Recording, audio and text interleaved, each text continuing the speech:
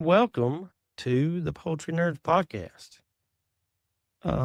Tonight, today, this morning, whenever you're listening, um, I'm sure some of y'all have thought about getting into quail. I'm thinking about getting into quail. Jennifer has quail. I just have a couple. I'm Yeah, nobody. I don't have many. You may actually can hear one of my brooders in the background right now if the microphone does not block it out. Mm-hmm. Um, but we're going to go from I'm thinking about getting into quail. We're going to talk about goals. We're going to talk about equipment, housing, all the stuff that you need to think about and consider before you get those cute little quail. Well, I was having a brain block on give me some fresh podcast ideas. So if y'all are listening, you have questions, please email us or message us and let us know if you have topics you want us to talk about. Yeah, that's where we get our topic ideas is from questions that people ask us. So I actually have gotten a few this week. So this is the one we chose for tonight. But the message says, do a podcast on you decided to finally get quail. Are you getting live quail? You're going to start with hatching. You're going to buy an incubator. You want to start straight up with eggs. Like, how do I even start? And then what do you put them in? And look, there's a ton of variables with all of that. Mm-hmm. They all have their benefits and their weaknesses. So, yep. And I ship all of them. And so I can give you the pros and cons. I love pros and cons. Like, I live by pros and cons because, like, literally everything in life has pros and cons. well, like today, I had a question, and I was like, I'm going to talk to Jennifer about this, and I'll be dang. Well, what's the pros and cons? I'm not really coming up with any cons. What's the pros? I'm like, but it's true. You got to look at the pros and cons. You got to look at the benefits. And for a lot of people, they factor in cost because, obviously you got to start with either eggs or live birds, right? Mm-hmm. So they look at the cost. And yes, you can get quail eggs to incubate yourself cheaper than you can get live eggs or live quail. But if you factor in the price of getting an incubator, getting a brooder, heat plates, heat lamps, if you go that route, chick waterers, because you got to have the really little ones because, they like to try to go swimming in them, feeders, all that. Well, buying a couple birds or whatever price and paying the exorbitant amount that the post office wants to ship them little boogers, it's actually cheaper to get some live ones to see if you even like it. So, well, they're all gonna, at the end of the day, they're all gonna cost about the same amount of money. Mm-hmm. So you want to start with lives and just go from there. Okay, so let me use this as an example. I had a man email me as a customer out of California. Oh, this has been about 3 weeks ago now. And he wanted to order lives but was not understanding, like, how did you ship live birds?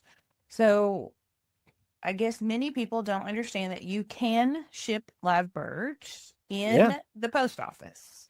The post office is the only one that will do it. FedEx and UPS do. Okay, let me take that back. FedEx and UPS won't accept live birds at their stores.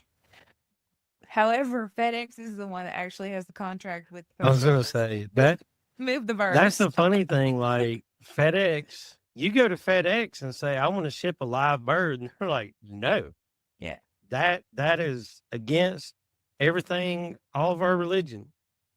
But if you go to them through the UPS office, I guess, like, or the USPS, you drop it off there and then they get it. They're like, oh, we'll take whatever the post office brings us. Yep. So you give it, you buy the label with the post office, and then at the distribution center, they put it on a FedEx plane. So Right. that's just the end of, that's like how it works. Okay. Yeah. So there's two ways that you can technically ship birds. Priority, which is the same as the white free boxes you get at the post office, or Priority Express. Now, the hatcheries are going to use priority. They're going to get bulk rates. They deliver usually to the distribution centers, and they offload. So they're handling a lot of this pre-sorting themselves. Us peon people use Priority Express. I would never, and I'm going to put this out there, and I'll get hate mail, I'm sure. I would never buy from a person who only shipped Priority. Only buy from people who ship Priority Express. And this is going to be kind of complicated way to say this. There is no guaranteed overnight shipping anymore. So we have to remove that from our brains. Yep, Priority Express is 2 to 3 day shipping. Which it used to be overnight. It did. However, if you drop it off today, day one isn't till tomorrow. So 2 to 3 days is really 3 to 4 days. Right. It's all, they've got it all fixed to where the birds could be in transit up to 5 days. Yep. I have not had that happen, except for a couple of times, and I ship a lot of birds. But if you buy from somebody, make sure that they understand how live shipping works. You don't really want to be their first customer. No, because there's a process to that. Yes. Like, you don't just be like, oh, let me stick a bird in a box and boom. You can and hope for the best, but I wouldn't suggest that. So I ship on Tuesdays, only on Tuesdays, because it's such a process. That process actually starts on Mondays. I do pre-sorting, getting the boxes ready, and then load them into the boxes around noon the next day. I make sure in the morning everybody's fully hydrated, fed, awake, alert. Nothing has happened overnight. Make sure they have plenty of water so they're fully hydrated before I put them in the box. And then I put them in around noon and I drop them off at 2:30. My post office closes at 3. So I drop them off at 2:30. Now, the caveat there is that you have to know the process that your post office goes through when you drop off your mail. Yeah. So if I go to the end of my driveway and hang a left and go to that post office, which is right at the same distance as the one to the right, that mail sits there and is not picked up until 4 a.m. the following morning. So if I took birds there, they would sit overnight. They would be picked up in the morning, go on that route, wouldn't make it to the Nashville distribution center until tomorrow afternoon. So there's 24 hours where they would then go on the FedEx flight, go to the next distribution center. So it would take like 3 to 4 days in that process. If I go out of my driveway and take a right to that post office, somehow they have I call them puck trucks, the little short straight trucks that goes and picks up at 3:00, takes them to what they call a pre-sorting post office. I don't really understand that, but anyway, for whatever reason, When it goes to that post office, it goes from there, bypasses Nashville, and goes straight into the FedEx facility. And They got a so, direct link. exactly. And so my birds will usually appear Wednesday morning at the local, if not the local post office, the local distribution center. And I will tell you that if I ship to California, they will receive them before if I ship to Alabama. So I don't Now, understand make that make sense. that part of it. But I mean, I shipped all 48 states, right? So it is imperative that you not only understand how to box birds and ship them, but that you understand the post office. You've got to do a lot of homework to ship live birds successfully. Okay, now back to our original topic here. Now, hang on. Okay, I will say that there is a class on shipping school that people can check out where you break down the nitty gritty. This is what you need to ask at the post office around, like breaks it all down, makes it easy. So if you do want to ship after you get your quail, if that's something in the future, check that out. Yep, that's on my You'll website. learn something. Okay, so back to the original topic. We are, if you're I going want to get to some buy, quail. okay, so you're going to buy live birds. So back to our guy in California that contacted me. Okay, so he wanted to buy live birds. And I said, well, I mean, there's, BZ Quail is out there. So why don't you go talk to her? She was literally in the same town. So I Right. sent him over there to talk to her, but she didn't have anything available at the time frame that he wanted them. And so he called me back and he said, I really just want to buy mature quail. My goal is to breed them and then sell them. And I said, well, to do that, you're going to have to incubate. He says, well, I don't know anything about incubating. And I said, well, now's the time to learn. I said, if I were in your shoes, I would take the money for the express shipping because it's not cheap. It's like $100 to California. Right. And I would buy a $100 incubator and practice incubating because you need to really know that in order to grow a quail farm and sell. The two go hand in hand. Right. That's the better use of $100 in my opinion. But if you want birds, I will ship you birds. Well, he ended up opting for eggs, and he bought an incubator, and then he bought Incubation Masterclass. So I think that was a better use of the money all the way around in order to move him forward. Now, so that's live birds. And then you can buy chicks. Now, when we talk about chicken chick shipping, those are freshly hatched, haven't ever been fed, shipped birds. When we talk about quail chicks, when I ship quail chicks, which I think I'm one of the very few that do it, they're usually around 10 to 14 days old. They're started, they're over the hump. They're not super dependent on heat. Their body heat in that box will do what it needs to be done. They're still young enough that you can't sex them, so I can't play favorites there.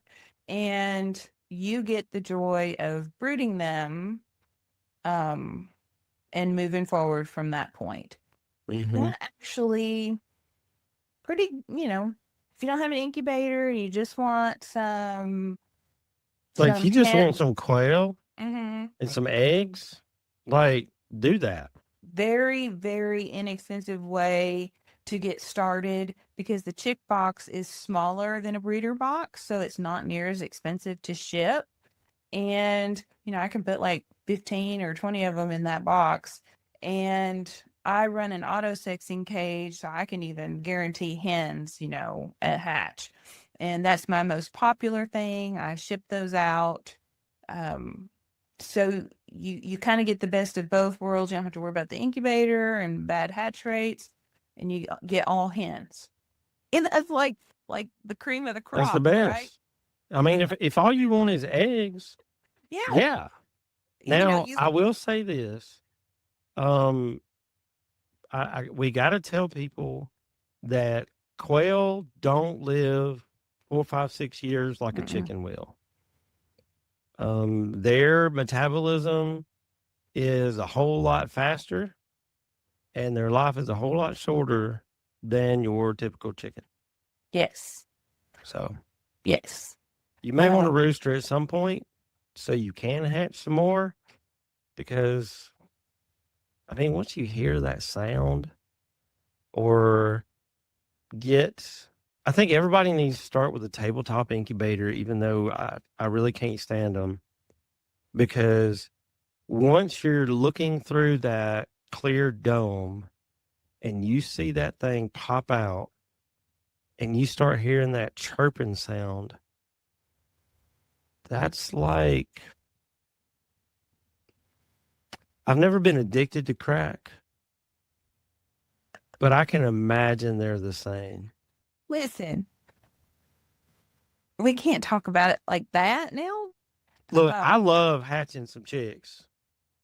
We all started with table talks, I think. Yes, that's what I'm saying, and you really need to, because if you can perfect or at least get close to the craft of incubating with one of those suckers, once you get a cabinet, you're gonna be like, "Why didn't I do this a long time ago?" Yes, but you're not gonna worry about it a whole lot at all. Okay, so if you wanted to start with egg,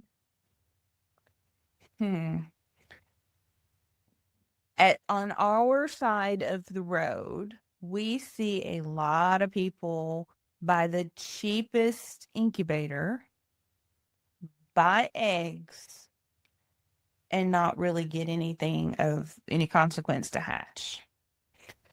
So that's why I said at the very beginning that everything costs about the same.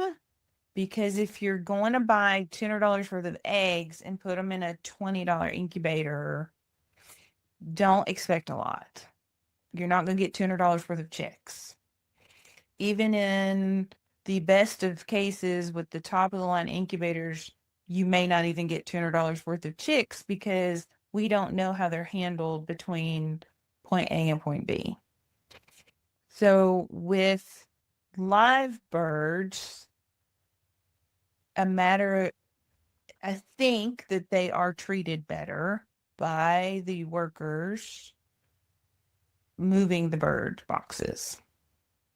Whereas the boxes of eggs may not be treated as kindly. I have heard of people putting eggs in live bird boxes, and Look, I have actually gotten them that way. And I will say, but hey, look, I ordered 12, I got 14, I had 13 hatch. Yeah. I do think they get treated better. And here is I'd kind of tested those waters. There's a thing called a teletip, if you've never seen them. They're kind of like glue boards almost with blue sand in them. And when you pull the plug, like as the shipper, you would pull the plug. And if the box or the tipper thing gets tipped, the sand will stick to the glue board. And it won't unstick. It's stuck permanently to the glue board. And so that tells you at reception of the box that, hey, this box has been laid on its side, or it's been flipped all the way over. And, you can't undo that. Like, no amount of whatever will undo that. Mm-hmm. And I started putting those on my live shipping boxes, and they have all arrived fine. Which, I mean, I didn't have a problem before, but I had kind of wondered, is it like a mental thing that the workers see this and so they're more careful with it, or not? I don't know. Okay, so I got to tell you this. I have a friend of mine that actually works at the post office. Mm-hmm. That friend also is a person that has narrow whatever turkeys. And Narragansett. Now shoot. yeah, I don't even go. Narragansett. There you go.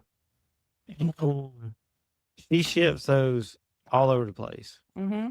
She flat out told me, do not ever ship hatching eggs with all of those crazy stickers that say live embryo, hatching eggs, a whole bunch of fragile stickers.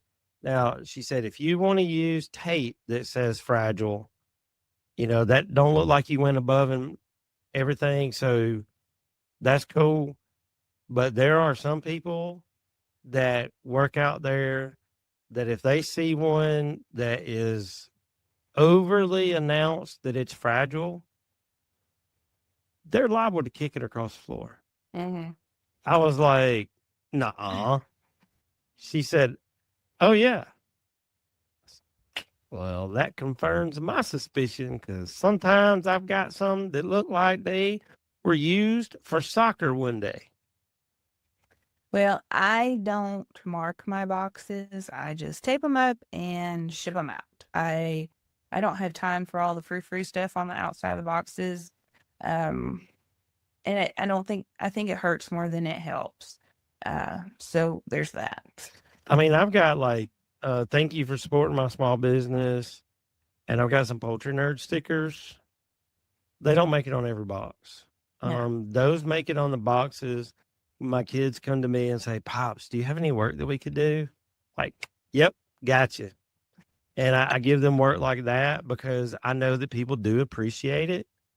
And when I have time, I like to do it, but I also get them to do it for me. It's a win-win. See, your people get Poultry Nerd stickers on the outside of the box. Mine get thrown into the middle and the inside and in with all the peanuts and stuff. But see, you ordered the ones that you got came cut out. Yeah. And I thought that mine were going to come cut out when I ordered mine, but instead I got a big roll. Next time you come up here, I'll give you some. Yeah. Thank you. All right. So now you've got way A, you've got to buy hatching eggs, you've got to buy an incubator, you have to buy brooder stuff. Oh, that sounds like my starter kit, doesn't it? And then it really does. So you've got all that money invested, right? And time. I mean, so you're gonna looking around 9 to 11 weeks before you get your first egg. Okay. If you buy chicks, then you have the expense of the chicks and the shipping, the brooder, and you're probably at about 5 weeks, 6 weeks on eggs at that point. Yep.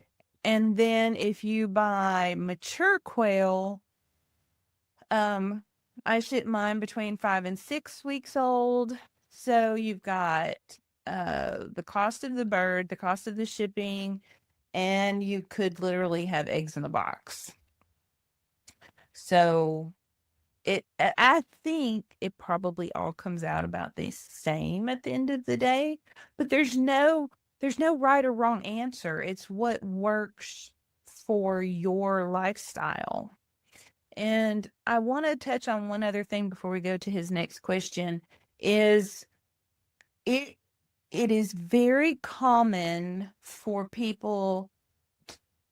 us to have repeat customers. It took me a while to kind of understand that because I was like, well, you're getting your own eggs, so I don't understand why you keep buying more. But they don't keep roosters or they don't want an incubator. So like I have people that will buy all hen chicks in the spring and then cull them out in the fall and not have to deal with birds in the wintertime. Mm-hmm. So there's no right or wrong answer to keeping quail. It's just what works for you. So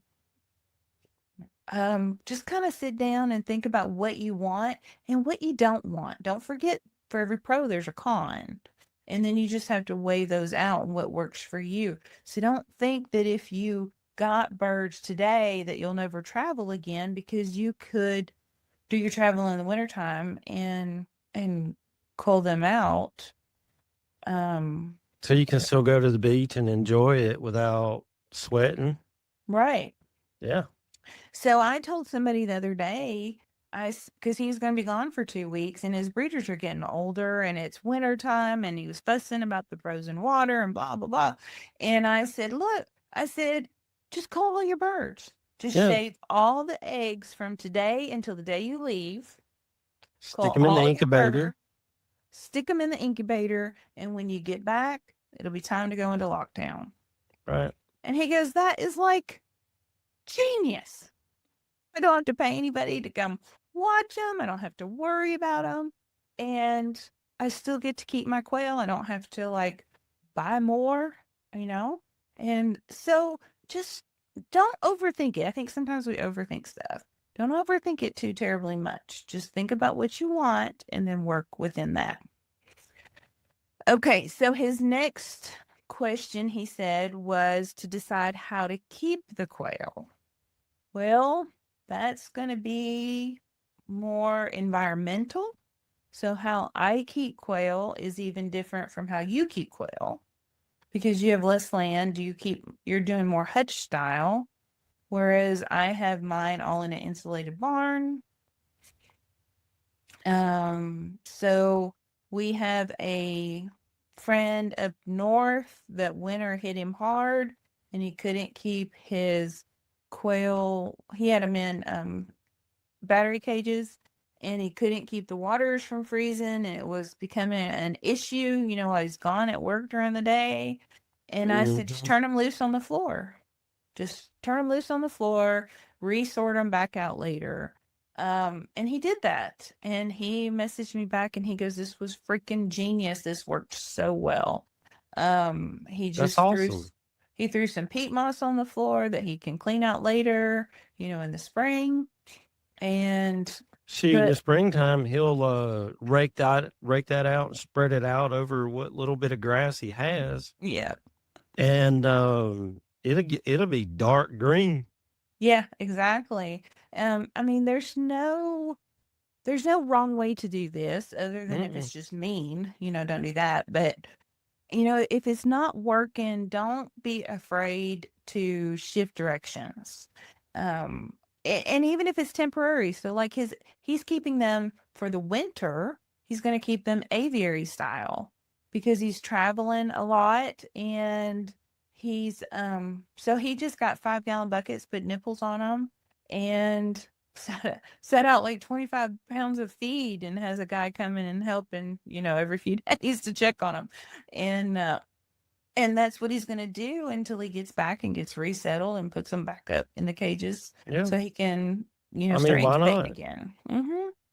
So there's aviary style, there's cage style, there's hutch style. And again, there's pros and cons to everything. So my setup inside the insulated barn, the pros would be they have a consistent temperature, consistent environment, consistent lighting, consistent food, consistent water. Like every need that they have is being met basically. The cons would be I have to do poop trays, I have to clean the floor. They don't get like dirt and stuff to live on, but I have clean eggs. So I was gonna say you don't have to like send out a search party for your eggs. Exactly. Now you're doing hutch style, no poop trays. Yeah, so I started that recently, and I mean I don't have help, and I have a very busy life, so not having to mess with poop trays on my. I mean, I hate to call them expendable birds, but birds that I know are going to be dog food one day. They're going to go in these cages and they are protected from the sun. I mean, from the direct sun that, they're in the shade. They're protected from other, like no, like owls. Yeah, no predators are going to get a hold of them because I have 2 LGDs that will have access to them. So, I'm at a point now where I need to automate as much as possible. And having them all like that allows me to automate easier and eliminate poop trays. Because I'm sorry, but when you have a few thousand birds, poop trays is like a day.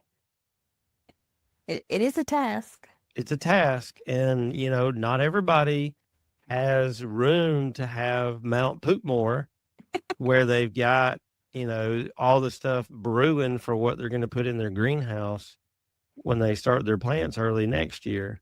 So, you know, I'm going to try that out this year and let y'all know how that goes. But I really think that the most important thing that you can do is plan, because when you get birds, you need to know your end game. What is your goal? And I say that Rip Stalvey told me that years ago. And if I had have known that when I started getting back into poultry years before that, I would have waited probably a year and planned better, because I've caught myself redoing stuff, and that's really frustrating. Well, we pivot a lot though. We're getting older. We amassing more animals, it seems like, and as the businesses grow. So we do have to pivot a lot.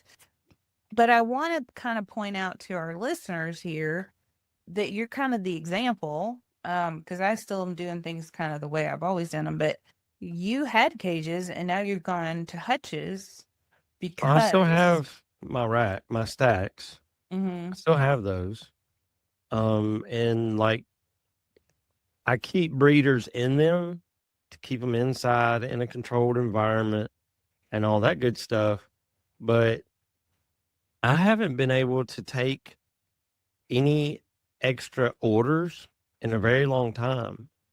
And I haven't wanted to expand my business because every time I get help, it don't work. Mm-mm. Like, finding help that will show up is tough. Mhm. The last person, no, this 2 people ago that I hired this guy, and I was like, "Hey, look, this is the work that I have. You said you needed work. Um, it's not the most glorious task, but it would help me out a whole lot. What do you need to make?" And he told me a price. Okay, cool. I can make that work. And a month or so goes down the road, I find out that not only is this person making more than what I really wanted to pay, but again, if they're willing to do the work, I'm willing to pay for it. But I find out that they're like taking 10 million smoke breaks. I mean, I'm sorry, but you don't need to smoke a cigarette every 10 minutes. And, one day they spent like 45 minutes literally washing their car and cleaning it out. And when I looked at the timesheet, that was the time that was going on was included. And I'm like, bro, I'm not paying you to wash your car and letting you use my stuff. And I mean, you even use my water. Like, so it's really tough to find dependable help. And like, I've been terrified to scale beyond what I can do by myself. Well, so So you pivoted, pivot. and so that's exactly what I'm talking about. And so our friend up north, he pivoted into aviary style to suit his needs for the winter time before he goes back to breeding season. And Look, our so friend up north, he just wanted a couple quail. he did. And then we had to welcome him to the dark side because he got addicted quick. He did. So he was just like probably most of you listening. He just ordered like 4 hens for me and I shipped them up there. And now he has a GQF too, and he's got birds everywhere. Yep. I mean, So he cracks me up though. But but that anyway, is the benefit to quail is you can still get meat, you can still get eggs.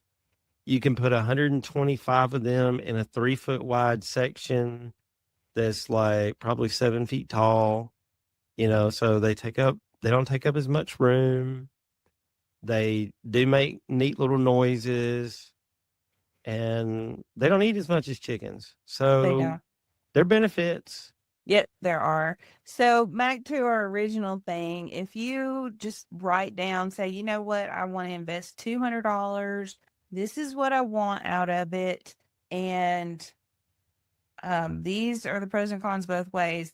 And if for whatever reason that you can't, like you need more direction than we're giving you here, Quail Mania is still available through the end of May. So you can find that at our website, Mm-hmm. poultrynerdspodcast.com. That will give you even more information. And Yeah. if you still want just a little bit more tweaking, we both offer consults, which are very affordable, and to just listen to your needs and for us to give you our experience and kind of help you maybe decide or answer some questions that you may need. And, I only charge $19 for a consult. I mean, Like I $19 break to. mine up in two sections. You know, I'll talk to the person for a few minutes and essentially give them a homework assignment. Mm-hmm. And then they're going to email me their homework, which gives me all the stuff that they're thinking. So I can think about that, go through it, do all that. And then, we'll get together and we'll hash out everything that they have and I'll give them my answers and we'll talk about that. And, I mean, You know, help you come it's up with your plan. it's really nice to be able to talk to somebody who has a little bit more knowledge than you do. We both talk to other people. I have mentors in the chicken world. I'll talk to other breeders if there's something weird going on or I need to tweak something. I mean, you're good with Rip and other people. Rip is just a hoot. I just get stuck on Rip. And so, I mean, just know that we all talk to each other and gather information and that's available to you. I mean, a lot of breeders do consults. So, um, you don't just have to wing it. You can get really detailed, personalized information. And what if you even decided, you know what, quail is not for me? Well, then you're only out $19. That's a whole lot Hmm. cheaper. And all the setup and the heartache and figuring it out yourself. So just kind of look at it that way. Um, Again, I'm huge on pros and cons, and so I'm that's just my 2 cents there. Yeah. And, like you said, the biggest thing is you got to figure out what your goals are. That helps you figure out what kind of quail to get, what to do, what kind of setup you need, all that good stuff.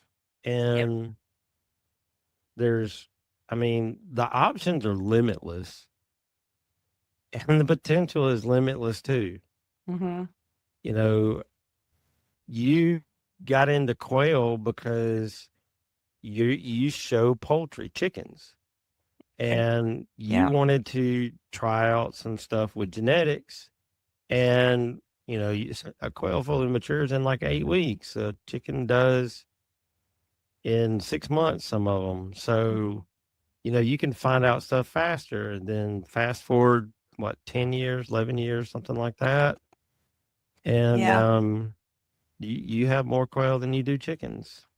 Well, I just had somebody here Saturday picking up something, and she wanted to get into breeding Wyandottes, and her husband wanted to do quail.